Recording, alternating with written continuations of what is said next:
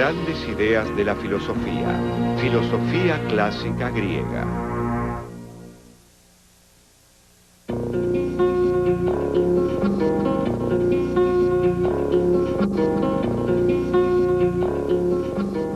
No cabe duda de que la cuna de la cultura occidental ha de hallarse aquí, entre las onduladas colinas y los campos de olivos que se extienden al noreste del Mediterráneo.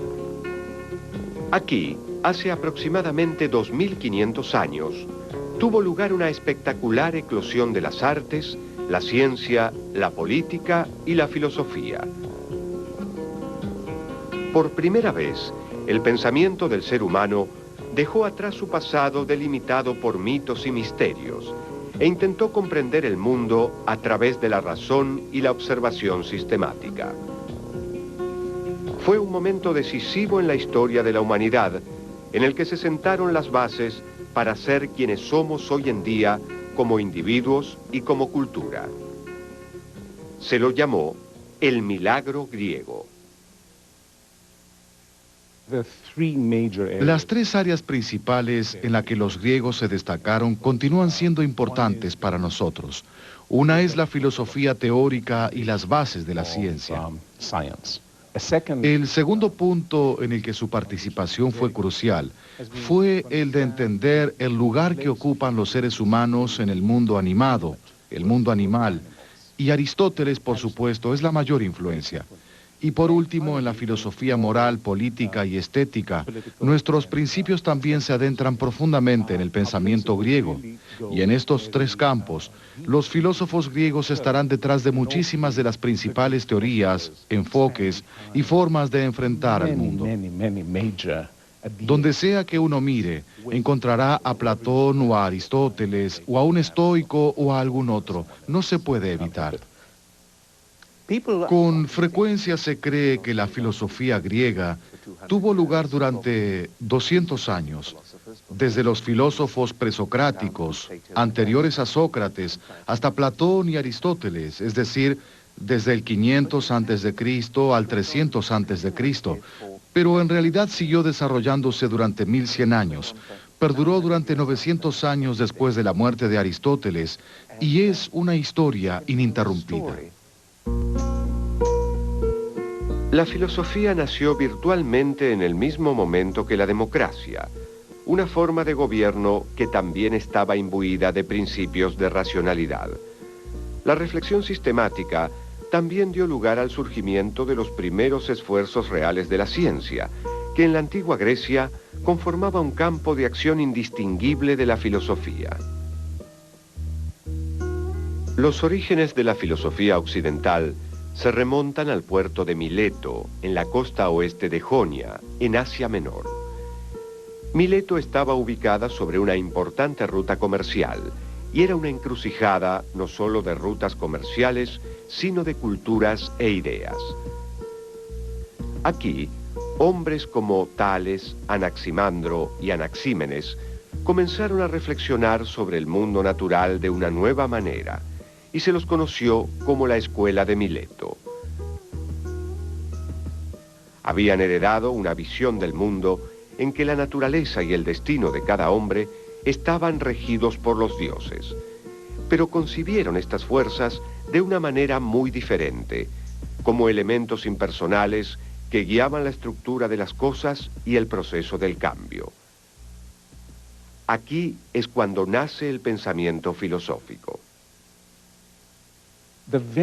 Los primeros filósofos, las personas que pensaron especialmente en la costa de Asia Menor, lo que ahora es Turquía y que en ese momento se conocía como Jonia, estaban muy interesados en explicar la génesis del mundo, el surgimiento del mundo, e intentaron aplicar por un lado lo que hoy en día conocemos como investigación racional y por el otro había vestigios de pensamientos mitológicos.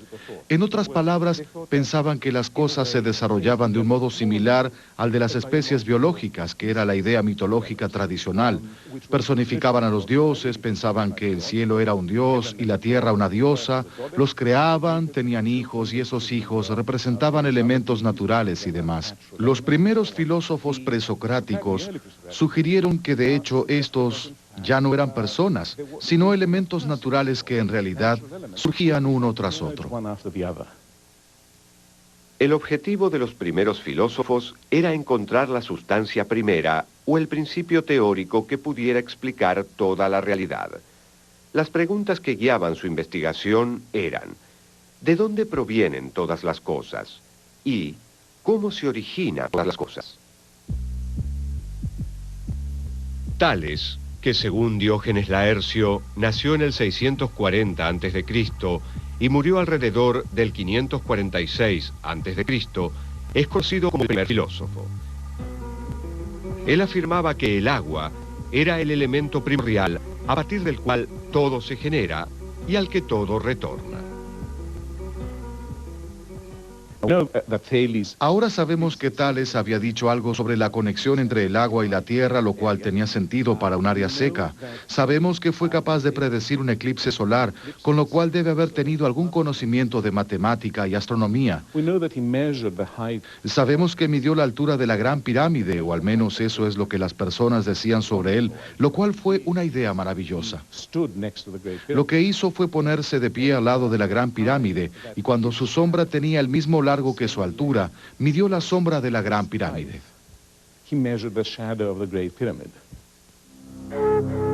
Uno de los discípulos de Tales, Anaximandro, argumentó que la sustancia primera era el apeiron, un elemento indeterminado e infinito. Al hacerlo, se convirtió en el primero en distinguir a las cosas específicas de un hipotético reino ilimitado de donde ellas mismas provienen. También fue el primero en formular teorías que respaldaran sus afirmaciones. Para Anaxímenes, un discípulo de Anaximandro y el último filósofo de la escuela de Mileto, la sustancia primera no era el agua, sino el aire. Según él, en el conflicto cósmico entre el aire, el agua y el fuego, dicha sustancia permanecía neutral y por lo tanto era primordial. Desde donde las cosas se generan, hacia allí también se produce su destrucción necesariamente. En efecto, pagan las culpas unas a otras y la reparación de la injusticia, según el ordenamiento del tiempo. Al norte de la ciudad de Mileto se encontraba Éfeso, la ciudad en donde estaba situado el templo de la diosa Artemisa. Allí vivía el filósofo Heráclito, quien guardó sus escritos en el templo, pero este fue luego destruido por un incendio. Los pocos fragmentos que pudieron recuperarse contienen reflexiones crípticas sobre la naturaleza del cambio. Todo se mueve y nada permanece. En el mismo río no podrías bañarte dos veces, pues siguen afluyendo aguas distintas. La gran intuición metafísica de Heráclito es la idea de que la esencia misma de la realidad es un proceso continuo y un eterno movimiento. Este concepto de cambio constante estaba representado por el fuego, el principio unificador del cambio en sí. Todas las cosas se intercambian por fuego y el fuego por todas las cosas, como las mercancías se intercambian por oro y el oro por las mercancías. Heráclito sostenía que el universo en su totalidad y el ser viviente en su singularidad contienen una multiplicidad de elementos que luchan entre sí.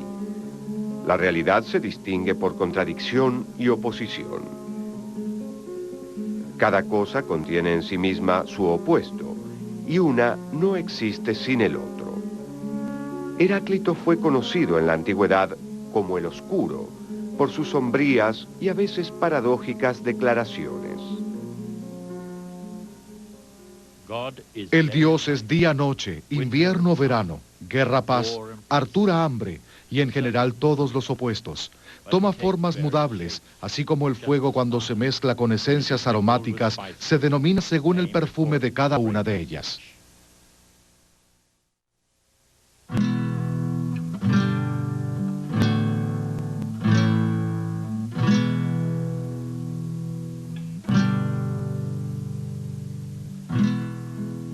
El filósofo presocrático más influyente fue Pitágoras.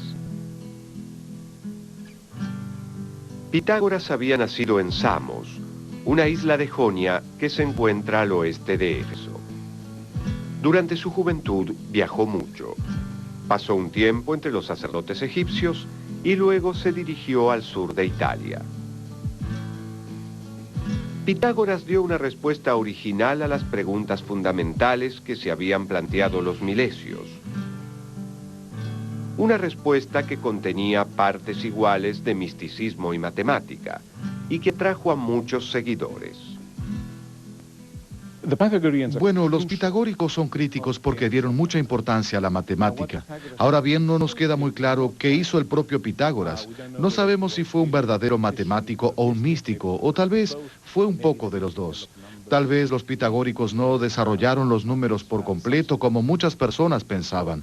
El punto es que independientemente de cuán místico y religioso fuese su pensamiento, ellos por cierto afirmaban, el número es la esencia del mundo. Las cosas existen por imitación de los números. Todo el cielo y lo que hay bajo él es armonía y número. El entero ordenamiento cósmico reconoce 10 principios que se acomodan en columnas paralelas. Límite e infinitud, impar y par, unidad y multiplicidad, derecha e izquierda, macho y hembra, reposo y movimiento, recto y curvo, luz y tiniebla, bueno y malo, cuadrado y oblongo. Pitágoras enseñó que el principio que da forma y estructura a lo real es el número. Las bases del cosmos obedecen al rigor y la claridad de la matemática. La naturaleza está hecha a imagen de los números.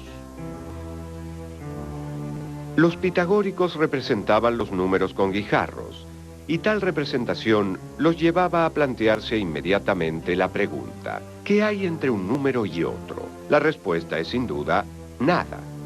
Para los pitagóricos, la realidad es discreta, no continua, como guijarros ordenados en el suelo de cierta manera. El espacio es un conjunto de puntos y espacios entre los puntos. De manera similar, el tiempo es un conjunto de momentos y lapsos entre ellos. Parménides se opone a la visión fundamental de lo discreto. Él dice que la nada, que para los pitagóricos existía entre los elementos, es impensable y como tal no puede existir. Todo lo que es, sencillamente es. Y como no podemos concebir el no ser, es imposible que algo pueda nacer del no ser. Es necesario decir y pensar lo que es, pues es posible ser, mientras a la nada no le es posible ser. Pues jamás se impondrá esto, que haya cosas que no sean. Parménides, nacido en Elea, una ciudad ubicada en el sur de Italia, fue la figura principal en lo que se conoció bajo el nombre de Escuela Eleática. Parménides sostenía que lo que percibimos como movimiento y cambio no es considerado absolutamente más que una ilusión, y que la realidad es una, permanente e indivisible. El ser es inengendrado e imperecedero, íntegro, único en su género, inestremecible y plenamente realizado. Nunca fue ni será, puesto que es ahora, todo a la vez, uno, continuo.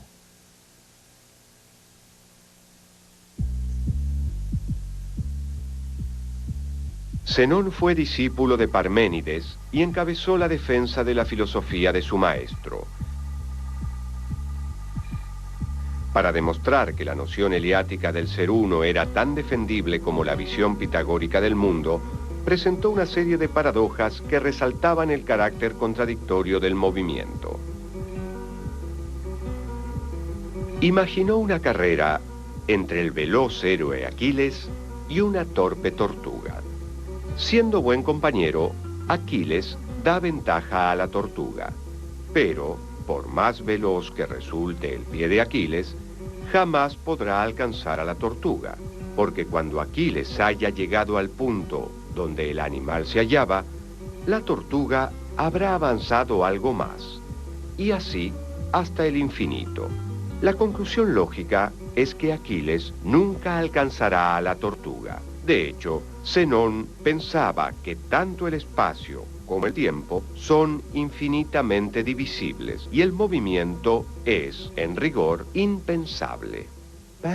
Tal vez la paradoja más llamativa es la paradoja que dice que no podemos abandonar el lugar en el que estamos, ya que para ir hasta la puerta, primero deberíamos recorrer la mitad del camino y luego la mitad de la distancia restante. O peor aún, para ir hasta la mitad del camino, primero deberíamos recorrer un cuarto del trayecto, y antes de ello un octavo, y así hasta el infinito. ¿Cómo es posible entonces terminar de recorrer un número infinito de distancias? No se puede, y por lo tanto no es posible recorrer ninguna distancia por más pequeña que sea. Esta era su paradoja y siguió intrigando a personas como Bertrand Russell en el siglo XX y de hecho a nosotros en el siglo XXI. Se cree que si existe la multiplicidad, es necesario que sus integrantes sean tantos cuantos son, ni más que ellos, ni menos. Pero si fuesen tantos cuantos son, serían limitados. Si existe la multiplicidad, los entes son ilimitados o infinitos, pues en medio de los entes siempre hay otros, y nuevamente en medio de estos, otros más. El atomismo, una escuela filosófica de la primera mitad del siglo V a.C., que fue encabezada por Leucipo y Demócrito, intentó refutar el monismo estático de los filósofos eleáticos. Anticipándose más de 2000 años a los científicos del siglo XX, los atomistas sostenían que la realidad estaba compuesta por una multitud infinita de partículas homogéneas que son físicamente indivisibles e inmutables.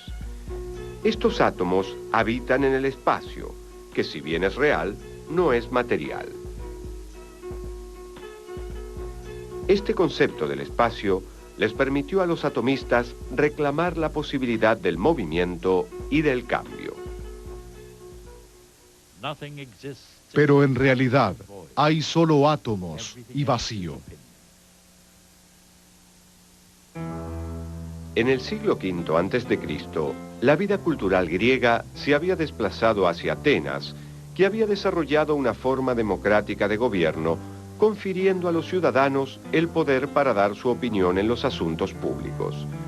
Los ciudadanos atenienses pronto descubrieron que el poder de persuadir a sus conciudadanos en la asamblea o ante un tribunal judicial era una gran ventaja política. Para adquirir y perfeccionar estas habilidades, recurrían a maestros itinerantes de oratoria y retórica. Estos maestros fueron los llamados sofistas. Los sofistas son un fenómeno muy interesante y malinterpretado. Tienen una reputación muy mala. Lo interesante es que su mala reputación es obra de Platón. Los sofistas gozaban de buena reputación hasta que Platón comenzó a escribir sus diálogos, en los que los sofistas eran los grandes enemigos de Sócrates. Ahora bien, ¿qué hacían esas personas y por qué lo hacían? Bueno, para decirlo de alguna manera, constituyen las primeras universidades. Van de una ciudad a otra, lo cual a menudo les jugó en contra, y a cambio de dinero enseñaban cómo ser exitoso. Ahora bien, dicho de esta manera, es una idea sumamente peculiar, porque muchas veces traducimos la palabra que recién traduje como exitoso por la expresión cómo ser bueno, cómo ser virtuoso. Pero eso no era lo que enseñaban. Ellos enseñaban cómo alcanzar el éxito, cómo lograr ser rico y famoso, lo cual es muy parecido a lo que muchas personas hacen hoy en día. Los sofistas, que podían recibir una paga generosa a cambio de sus servicios, solían utilizar sus habilidades de retórica para defender la posición de los aristócratas que los empleaban. De hecho, podían defender cualquier posición que se les propusiera, sin importar lo absurda o nefasta que pareciera. El sofista más famoso fue Protágoras, que dejó de lado a los dioses y en su lugar ubicó al ser humano, el dueño de su propio destino, quien en un universo indeterminado debía confiar en sus propios recursos para crear verdades que de otra manera no podrían existir. El hombre es la medida de todas las cosas, de las que son en cuanto que son, de las que no son en cuanto que no son. Si bien los sofistas gozaban inicialmente de una buena reputación, hubo un hombre que se opuso a sus visiones relativistas y a su voluntad de cuestionar la realidad objetiva de la verdad. Su nombre era Sócrates, y creía que el mismo talento que los sofistas utilizaban para generar incertidumbre podía ser más útil si se lo utilizaba en pos de adquirir conocimiento cierto y sólido. Para Sócrates, la argumentación sistemática es el camino hacia la verdad. La figura de Sócrates es la del maestro por excelencia. Según él, la verdad está en el interior de cada uno, independientemente de su educación o condición social. Consideraba que su tarea era guiar a sus alumnos a través del proceso para revelar la verdad, ayudándolos a recordar lo que ya sabían. Sócrates describía su labor como la de un partero intelectual, alguien que da a luz el conocimiento haciendo preguntas aparentemente sencillas. Este proceso dialéctico es lo que se conoce como el método socrático.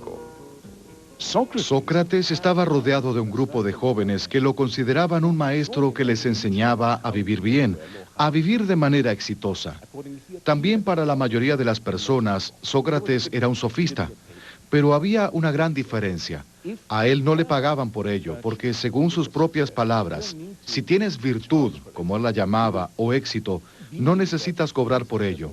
Ser virtuoso, exitoso, un ser humano excepcional, es en parte hacer que los demás también lo sean. Entonces, había una diferencia fundamental al respecto. Platón ve que a Sócrates, que para él era el verdadero maestro del éxito y la virtud, no solamente no se lo reconoce como un buen ser humano, sino que se lo ejecutó como un criminal común. Y dice, pensaba para sí mismo, debemos separar a Sócrates de esas personas que están confundidas, debemos hacerlo en la mayor medida posible.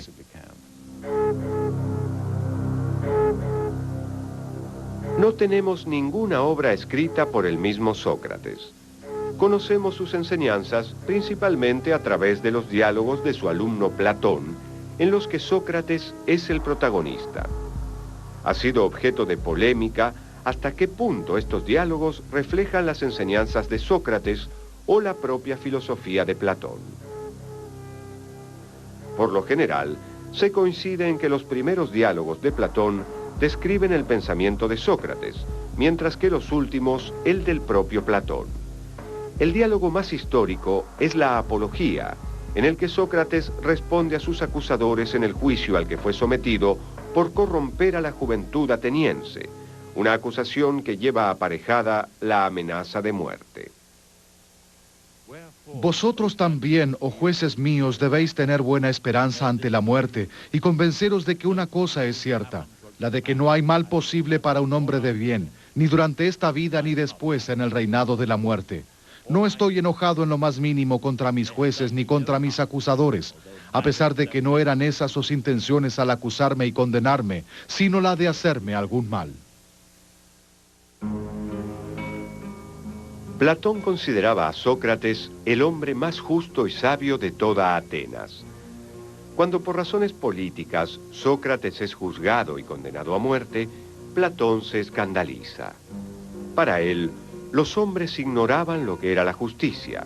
De lo contrario, a Sócrates lo habrían aclamado universalmente por su sabiduría, en lugar de condenarlo a muerte. Platón se enfrentó con un dilema. ¿Cómo enseñar a los atenienses el verdadero significado de la justicia? Si la polis está moralmente enferma, ¿cómo curarla? La preocupación que Platón tenía por el bienestar espiritual e intelectual de los atenienses guía su obra. Y él la expresa en diálogos escritos con delicioso genio y elegancia. Su obra tuvo una gran influencia en el futuro del pensamiento occidental, tanto así que el filósofo inglés Alfred North Whitehead declaró que toda la filosofía occidental no es más que una serie de anotaciones a pie de página de la obra de Platón. En la República, tal vez el más conocido de sus diálogos, Platón reflexiona sobre la naturaleza del gobierno y concluye que un buen gobernante ha de ser aquel que sea capaz de brindar cosas buenas, cosas bellas y cosas justas. Por lo tanto, un buen gobernante debe conocer los principios por los cuales algo puede ser considerado bueno, bello o justo. Es por eso que el buen gobernante ha de ser un rey filósofo, es decir, aquel que comprende por qué es bueno ser justo. Para Platón, la justicia es un tema central en la República. En el primer libro de la República explica por qué la justicia vale la pena. Comienza con una discusión con alguien que piensa que la justicia es para los necios, ya que cualquier persona que pueda salirse con la suya siendo injusta, por supuesto que lo hará. La República de Platón es la primera obra filosófica sistemática. Es por eso que la considero de cierta manera la primera obra filosófica. Hay otros trabajos que se aproximan, pero no hay nada como la República. Es como si surgiera de algo precedente, una especie de tradición, por supuesto, pero es una explosión, no es simplemente un libro. Creo que en la República, Platón no apela a que las leyes sean un mandato divino, sino que, por el contrario, apela al bien.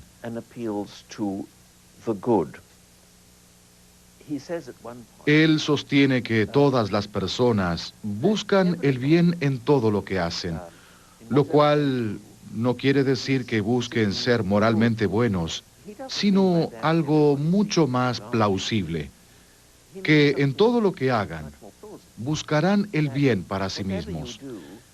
Tal vez no sea el bien moral, tal vez sea placer o algo diferente, pero siempre se busca lo que uno cree que es bueno. En la metafísica de Platón hay dos mundos, el de los objetos físicos que percibimos con nuestros sentidos y el mundo de las ideas que solo podemos percibir a través del intelecto. A pesar de la evidencia de los sentidos, el mundo de las ideas es la máxima realidad. Este concepto, conocido como la teoría de las ideas de Platón, es el pilar de su sistema filosófico. Platón observó que objetos tales como una mesa, los árboles o las personas cambian inevitable e inexorablemente a través del tiempo. Pero sostenía que la idea de mesa, árbol y persona persistía a todo objeto físico. Las ideas son atemporales, nítidas y más reales que los objetos físicos. Según Platón, por ejemplo, las cosas son bellas solo si participan de la idea de belleza. Las cosas bellas pueden deteriorarse o corromperse, pero no la idea de belleza que en ella se manifiesta. Nada existe, sino que todas las cosas devienen. Platón ilustró su visión metafísica del mundo en su célebre Alegoría de la Caverna. Este es el argumento básico. Imaginemos una caverna en la que hay personas que viven atadas, de manera tal que no pueden ver a sus espaldas, sino que solo pueden ver la pared del fondo de la caverna. Detrás de ellos hay un muro que los separa del resto de las personas que están de pie detrás del muro sosteniendo marionetas. Pero no es posible ver a las personas, sino solamente a las marionetas que ellas manejan y mueven por encima del muro. Detrás de estas personas hay un fuego encendido, de forma tal que la luz se proyecta hacia la pared del fondo de la caverna. Los prisioneros, las personas que están encadenadas, ven la sombra de las marionetas, pero como eso es lo único que conocen, piensan que es la realidad, que son auténticas, que esa es la esencia del mundo.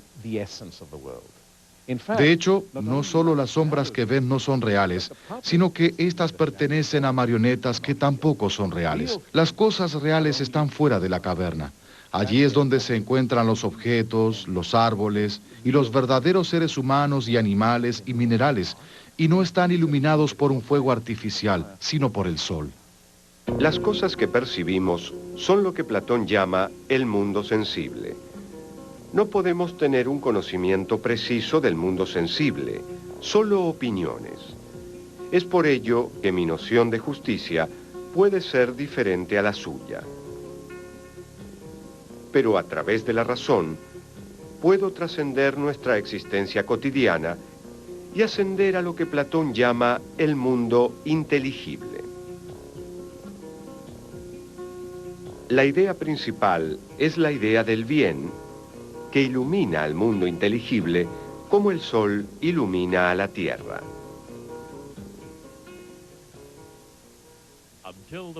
Aquel que no pueda distinguir con la razón la idea de bien y que no pueda aplicarse rectamente a su búsqueda, no según la apariencia, sino según la esencia, no poseerá el conocimiento del bien en sí, ni de cosa buena alguna.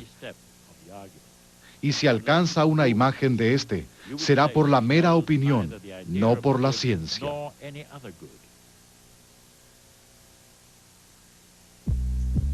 El más grande de los discípulos de Platón, y a la vez su mayor crítico, fue Aristóteles. Nacido hacia el año 384 a.C. en la pequeña ciudad de Estagira, Aristóteles fue sin duda uno de los filósofos de mayor alcance e influencia de toda la historia. Su pensamiento era profundamente científico y escribió obras seminales en el campo de la política, la ética, la metafísica y la ciencia.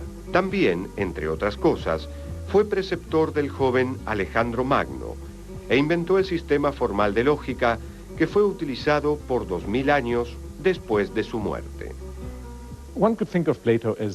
Uno podría considerar a Platón como un genio extraordinario y distante. Aristóteles, al menos por lo que yo sé, es un hombre que todo lo que hace lo hace bien, lo cual lo convierte en alguien extraordinariamente admirable y también algo inquietante, al menos para mí. Era bueno en todo lo que hacía. Fundó la ciencia de la lógica, fundó la ciencia de la biología, escribió el primer tratado de crítica literaria, formuló la primera teoría política de una manera tal que muchas personas podrían considerarla la teoría política. Por supuesto que Platón también tiene una teoría política, pero Aristóteles escribe tratados más que diálogos. Inventó el estilo que se usa para el discurso filosófico desde entonces.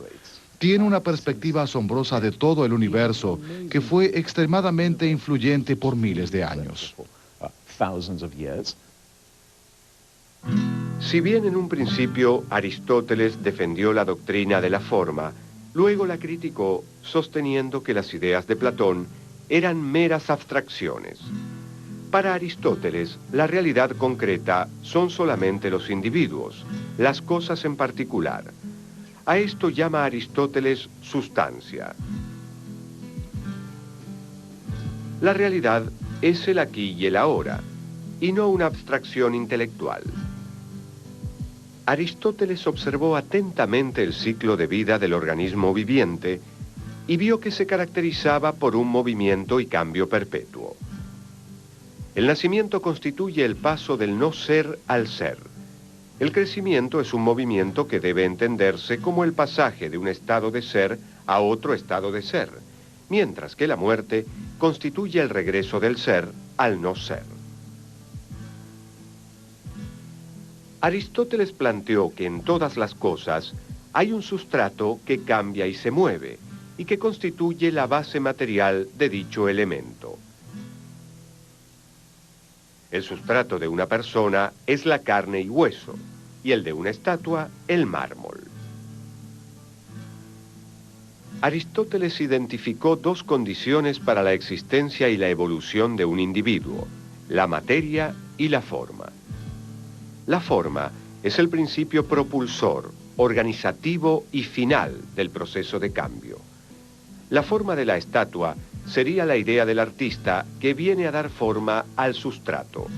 Forma y materia son los factores del devenir.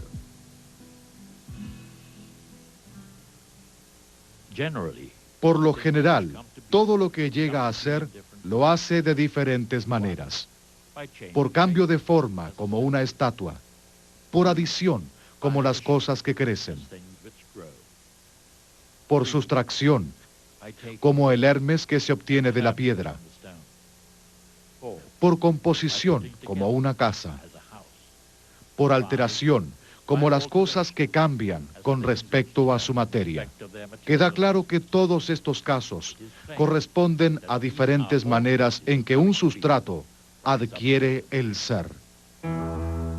Aristóteles ve al cambio como una tensión entre el acto y la potencia. La potencia está vinculada a lo que no es, pero, de venir mediante, llegará a ser. Este llegar a ser es su actualización. Una bellota es en acto una semilla, pero en potencia un árbol. Según la concepción aristotélica, el acto tiene prioridad con respecto a la potencia, ya que no es posible que algo pase de la potencia al acto sin que antes exista en acto. Esta visión nos conduce naturalmente a preguntarnos, ¿por qué se produce el cambio? Que a su vez nos lleva a la noción de causalidad. Aristóteles identificó 4 tipos de causas: la material, la formal, la eficiente y la final. Cada causa responde a una de las 4 preguntas que podemos hacer sobre algo. ¿Qué es? ¿De qué está hecho? ¿Quién o qué lo hizo? Y finalmente, ¿para qué fue hecho? Es posible que algo tenga varias causas. Por ejemplo, la causa material de un escritorio puede ser la madera y su causa eficiente, un carpintero. Para que la idea de potencia tuviera sentido, Aristóteles tuvo que suponer la existencia de un acto puro que existe en un nivel superior a la potencia. Aristóteles llamó a este acto puro primer motor inmóvil. Es inmóvil, pues el movimiento implica cambio, y por ende, imperfección. El primer motor inmóvil es pensamiento puro, cuya única actividad es pensarse a sí mismo. Esa actividad abre un modelo de vida a imitar, la vida contemplativa. El principio animado que diferencia a los seres vivos de los seres no vivos es lo que Aristóteles identificó como el alma.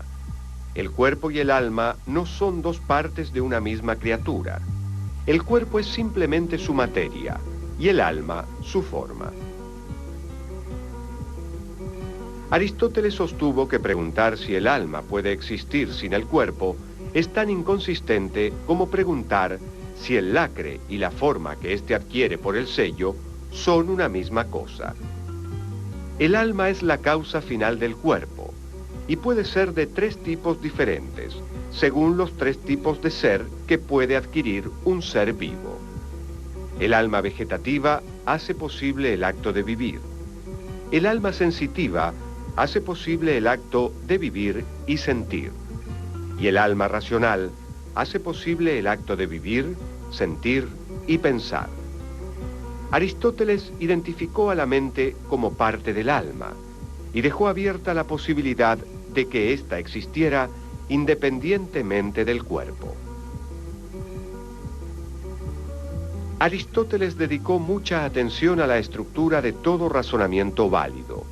El término griego para razonamiento o significado es logos, y la reflexión aristotélica sobre la estructura del razonamiento dio nacimiento a la lógica, una de las principales ramas de la filosofía. Para Aristóteles, el silogismo constituye un tipo de razonamiento especial que posee 3 partes: una premisa principal, una premisa secundaria y una conclusión. El típico ejemplo de un silogismo es: todos los hombres son mortales. Sócrates es un hombre, por lo tanto, Sócrates es mortal. La lógica aristotélica dominará este campo por un período de 2000 años. Aristóteles también analizó la paradoja de Zenón, y su refutación incluyó un concepto de infinitud que todavía se enseña en nuestros días. La idea de Aristóteles es que la infinitud existe, pero que dicha infinitud no es un número infinito de algo. No. Hablar de infinitud es hablar de una finitud que siempre puede expandirse. Según él, hay un número infinito de distancias entre este punto y la puerta, pero solo de un modo limitado. No importa cuán grande sea el número finito de distancias que usted haya marcado en su pensamiento, o incluso de manera física, siempre se podrá marcar un número finito mayor. Esta finitud puede expandirse por siempre, pero seguirá siendo algo finito. Y entonces, no debemos atravesar más que un número finito de distancias. Aristóteles creía que por lo general los seres humanos estaban dotados de la capacidad para comprender el mundo a su alrededor en mayor o menor medida.